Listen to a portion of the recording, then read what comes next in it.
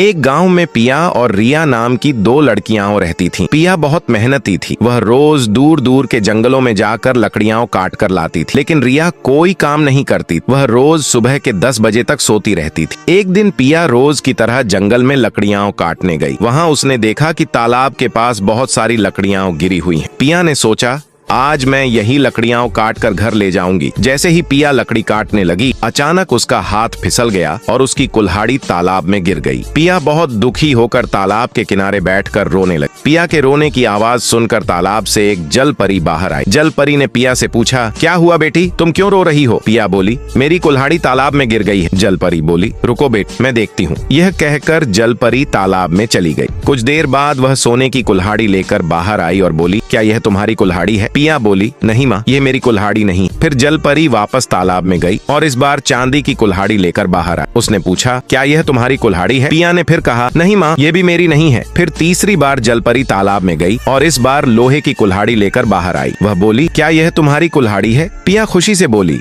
हाँ माँ, यही मेरी कुल्हाड़ी है। जल परी मुस्कुराई और बोली, बेटी, तुम बहुत सच्ची और ईमानदार हो, इसलिए मैं तुम्हें तीनों कुल्हाड़ियां सोने, चांदी और लोहे की देती हूँ। पिया ने धन्यवाद कहा और तीनों कुल्हाड़ियां लेकर घर चली गई। जब रिया ने पिया के हाथ में तीनों कुल्हाड़ियां देखी तो वह हैरान रह गई। रिया ने सोचा, इतनी सारी कुल्हाड़ियां इसे कहां से मिली? आगे क्या हुआ, यह जानने के लिए वीडियो को लाइक करें, सब्सक्राइब करें और एक प्यारा सा कमेंट जरूर करें।